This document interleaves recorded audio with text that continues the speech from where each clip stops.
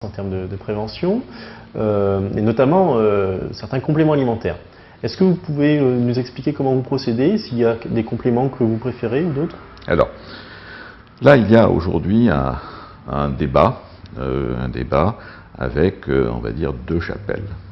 Il y a ceux qui sont pour les compléments alimentaires et ceux qui sont contre. Et ce sont malheureusement deux chapelles qui sont inconsolables. Il y a quelques études qui prouvent que les compléments alimentaires donnés à mauvais escient peuvent augmenter le risque, par exemple, de cancer chez le fumeur, le cancer du poumon. Quelques études qui montrent que l'administration de bêta-carotène peut augmenter, on va dire, le pourcentage de survie chez certains, ou diminuer le pourcentage de survie chez certains cancéreux. Donc il y a quelques études comme ça dont se servent, on va dire, les détracteurs des antioxydants pour dire qu'on n'a pas besoin d'antioxydants, que les antioxydants que nous avons dans l'alimentation suffisent amplement.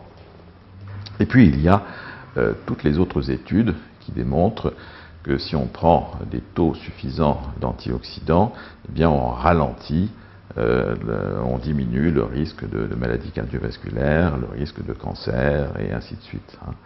Donc les deux, on va dire, il y a deux avis. En ce qui me concerne, je privilégie d'abord une alimentation riche en fruits et en légumes. Quand je dis légumes, ce sont des légumes à peine cuits, parce qu'on sait aujourd'hui qu'un légume cuit au-delà de 60 degrés, c'est un légume qui perd toutes ses propriétés vitaminiques, et que quand on cuit au-delà de 110 degrés, eh bien, ça devient cancérigène. Aussi, la cuisson est très importante dans mes conseils. Il y a des études, de très nombreuses études qui montrent que les protéines, par exemple la viande, le barbecue, est une substance cancérigène. Très bien.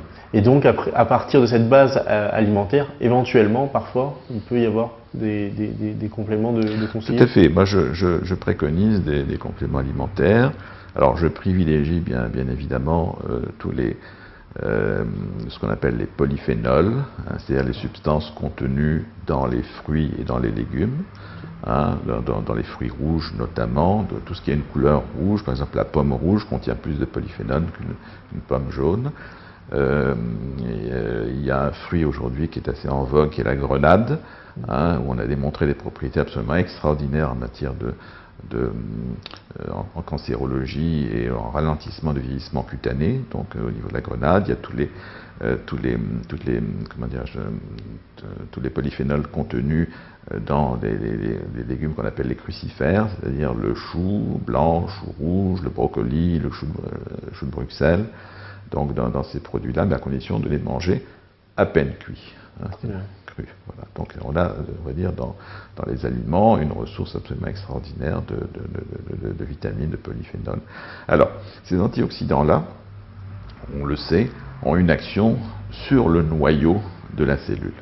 C'est-à-dire qu'ils vont faciliter le processus de reconstruction du noyau. Parce que le noyau de la cellule est agressé tous les jours par des millions de radicaux libres, et il y a un phénomène, on va dire, de reconstruction qui se fait, de réparation qui se fait, dans lequel interviennent les antioxydants. Les antioxydants vont faciliter et accélérer ce processus de réparation du noyau de la cellule.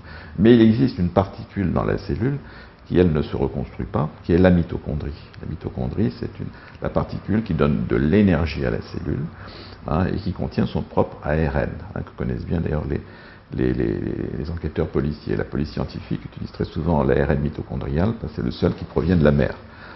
Mais en termes de vieillissement, l'ARN de la mitochondrie et l'ADN de la mitochondrie n'ont aucun système de protection, ni aucun système de réparation. Et il existe aujourd'hui une nouvelle génération d'antioxydants qui sont très spécifiques de la mitochondrie. En chef de file, c'est ce qu'on appelle le coenzyme Q10. Il y a aussi ce qu'on appelle l'acide alpha-lipoïque. Il y a aussi la carnosine, la carnitine. Donc c'est toute une génération d'antioxydants très spécifiques de la mitochondrie. Et là, je prescris largement ce type d'antioxydants. Mais malheureusement, en France, nous n'avons pas gamme étendue, on va dire, en termes de pharmacie de ces produits-là, à moins d'aller dans des boutiques spécialisées. Donc je fais venir, enfin mes patients font venir ces produits-là des États-Unis, où là on a largement, il y a même des produits qui contiennent un cocktail de tous ces antioxydants mitochondriaux. C'est important d'associer les deux, parce que si on agit que sur le noyau, eh bien la mitochondrie, elle, voilà.